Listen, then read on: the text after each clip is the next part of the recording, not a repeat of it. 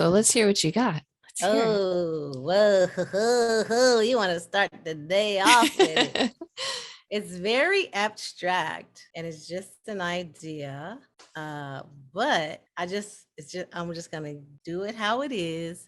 Okay. And then if you get some ideas, it's very abstract. And this is song number 3, right? Uneven Feeling? Uneven Was feeling. it? Okay. Yeah. Mm-hmm. Okay, here we go. I'm embarrassed. Okay. It's precarious. She's perched on the precipice, unsure of how in the day. Freedom's call is faint. No wind to carry it across the land, no bird in hand. The bush has long since burned to ashes. Scars left by ancient thrashes. It's tragic. What is this feeling?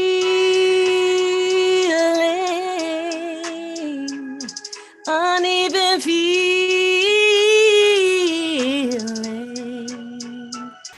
When justice has tossed his scales to watch freedom cry.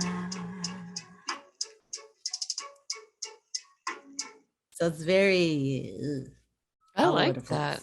So you're talking about freedom? Yeah.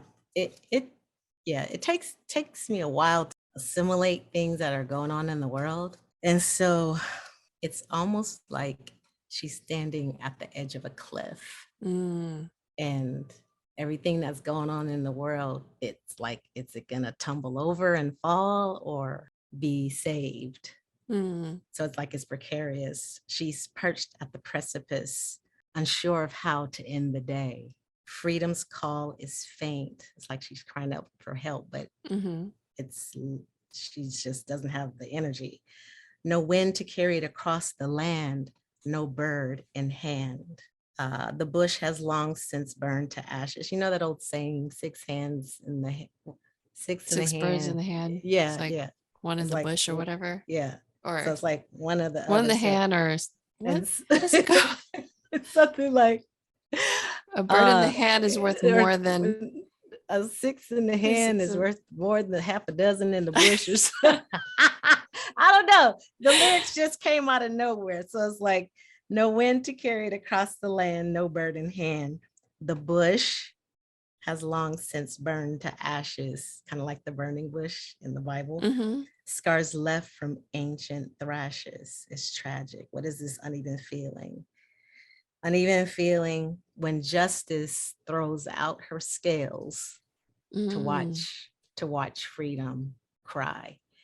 And so, and then I want to talk about a woman's body and the loss of that freedom to choose. So that's kind of like interesting. So it's abstract. The melody is kind of weird, but if you think of any structure, okay, I would welcome your input. I like the way you take the titles that I just come up with when I make these beats and turn it into the topic. Because usually when I write the title, it's just like whatever's coming to my head at the moment. So it's cool that you're able to, take that and turn it into what's happening now. I think that's cool. Oh, thank you. Yeah, like I put it on last night and the first thing that came out of my mouth was, it's precarious. I have to look that up because I'm not unsure of how to end the day. Okay, so yeah, we're gonna have to tone it down. So tell us, what is the definition of precarious? Precarious is kind of like, it's precarious meaning that it's delicate. It's like it's a pretty sensitive situation or sensitive issue. Precarious, you're kind of like one side, you're almost getting ready to fall into disaster or something like that. It's like it's a little dangerous. It's a little it's dangerous. Okay. Yeah. So speaking of vocabulary, so I've been reading that book Goliath Mm-hmm. that you couldn't quite get into. And it's heady. It's heady. There's a lot of like technical, scientific jargon, and he uses a lot of vocabulary that you don't ordinarily see in regular contemporary Mm-hmm. literature. So he's more of a, this is literature. It's not just Yeah, it's not just a book. right. It's not just the book.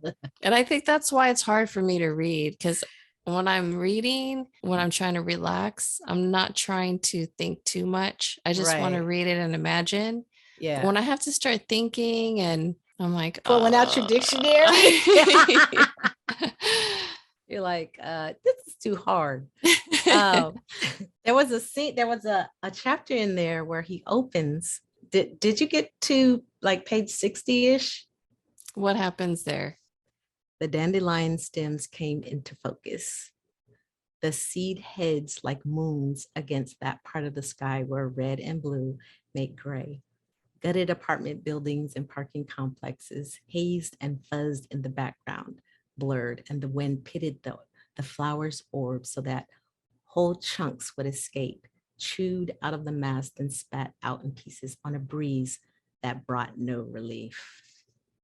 Talking about dandelions. That was a good one. So he started the chapter with dandelions, and then what did he say? And then at the end of the chapter, Link looked away from the dandelions and back at Sydney. He smirked. All beautiful as shit for no reason looking ass. The last of the seed heads were lifted away, and the gutted apartment buildings and empty parking complexes glowed in the gilt of the sunset. So I was like, oh, that was my favorite chapter so far. I think I did read that, but I don't really remember when. Yeah. I was like, oh, that was like the sweetest scene that I've read so far. It was well, it was between a man and a woman. So maybe I didn't get that far because I don't remember the characters that well. I didn't get to anywhere where there was anything really going on yet between anyone. Yeah, it's the way that it's written. It's like, even though he's naming these characters, like, you know, he's giving them names and they're doing things, but he spends a lot of time describing things very abstractly with a lot of his descriptions are very involved. And so you have a sort of a hard time figuring out what the action is doing, what's going on, where are they? Like, I'm like the two dudes seem to be up in the space station, and then there's a group of people that live down on Earth, and I couldn't quite figure out where David and Jonathan were, and then like now I'm starting to get the gist of where they are versus the other group of people. Well, the only thing I remember is the guy coming from space down to gentrify the neighborhood. And then the people in the neighborhood that were trying to stay healthy because I guess it was kind of toxic. Yeah. The air. And then like him trying to find someone, but I don't know who he was trying to find while he was going through that nightclub and everything. Oh yeah. And then there was wild. Then there was the other guy who is like the contractor who does the work. I don't remember his name. But I was getting lost. Like I was like, I don't know who's who or what, what's going on. So I need to just focus next time I read it. So when you're done, if you think it's worth it. So the book is called Goliath, and it's by Tochi Onyebuchi. I think he's American. Yeah. I heard he was on NPR one day, and that's what made me buy the book. Yeah, so he holds a BA from Yale and MFA in screenwriting from the Tisch School of the Arts. He said that his goal in writing the book was for it to be like an anime. If you visualize it, it would be similar to an anime. Really? You know, the abstract ones when you watch them and there's weird things going on. That's kind of what he's trying to capture in the book, that visual. Okay. I don't necessarily see that, but I do feel I do feel a sense of surreal, Mm-hmm. Like the weirdness. sense of the surreal, the weirdness, the weird colors, the weird interactions, like common things that we have in our life, but I guess in this world, there's whatever's going on in the world, you get these different interactions, Mm-hmm. with the chemistry. And so you do get that feeling of where exactly am I? How is this? What is Yeah. this reality in a sense? So I get it. I mean, I'm enjoying the challenge. I'll just say that. I heard this and I thought this would be an interesting song to sample. Tell me what you think. Wait, can you hear it? Uh-huh. Okay.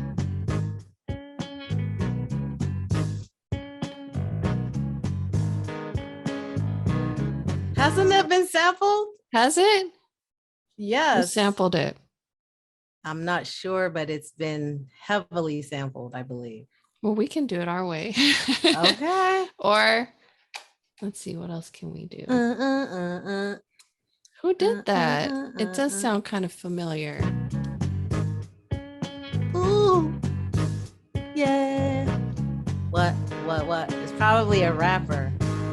But no R&B singer has sampled it, have they? Not that I've heard of. We could search it.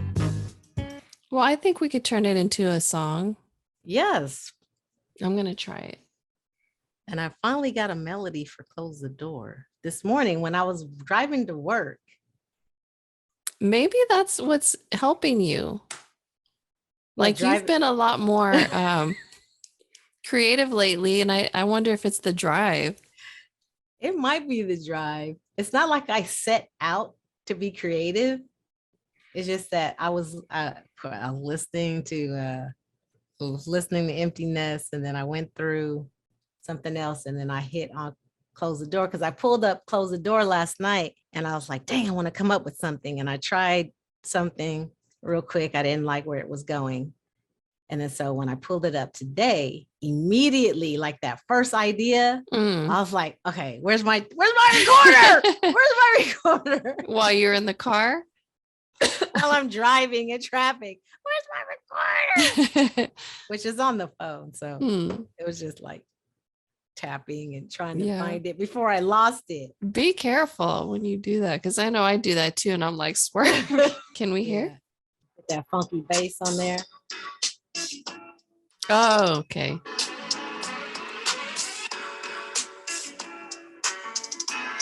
Because it's so easy to go like I'm trying to do a melody that's current, because I don't want to, for this song, for some reason, I don't want to go like straight retro melody.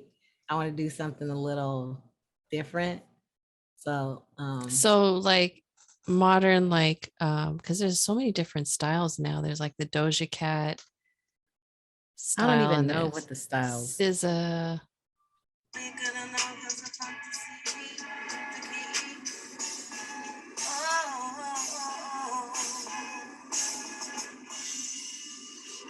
Oh, can I hear that again?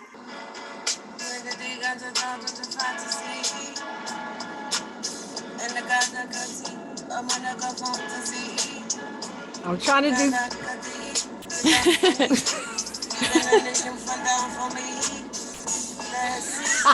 You laughing at me?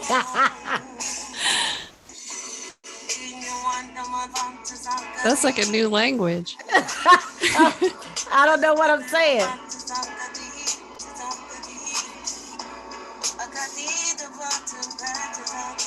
I like that. I can hear it. I hear where it's going.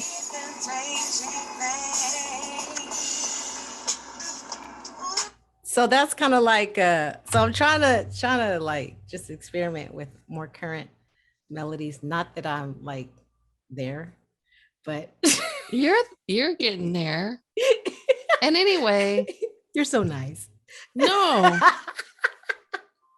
I'm trying to think. There's a song out there.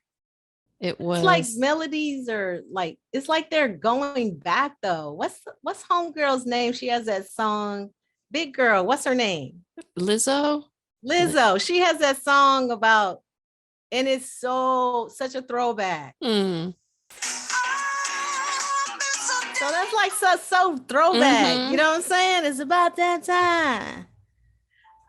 So it just Thanks for the feedback. Oh no. I didn't give you any feedback. So you said it's about time to her. So I'm just getting the feeling that there's no such thing as what's current. No, it's just like whatever sounds good. It just seems like there's no like vibey stuff like the stuff that we're doing, like for grown folks.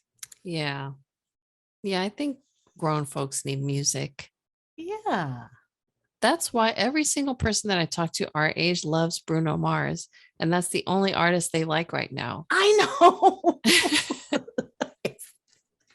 It's sad. That is so sad that we don't have other artists to like.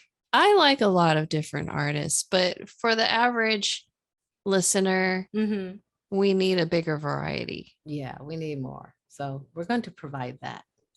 Yes, we are. Yes, we are. And then we hope the young people like us too. Oh, yeah. Because we're going to show them how it's done. As middle-aged moms make music. So, Houston, we have a problem. Well, that's all right, emptiness. We're just going to have to do a full system check. Altimeter, check. Clusters, check. And while we're at it, let's recalibrate the load levels. Check. Emptiness are clear for takeoff. When I was 17, I had all these big plans, all these big dreams, the things I do in my mind. Wait, start a family, build a legacy. This is my reality, but it happened much too fast. I'm looking at you. What I'm gonna do, gonna make it through. Been thinking it through. Stop about sickness of a going cuckoo, yeah. Stand by, mission control, countdown to 0. 4 years to destiny. Okay, that's off.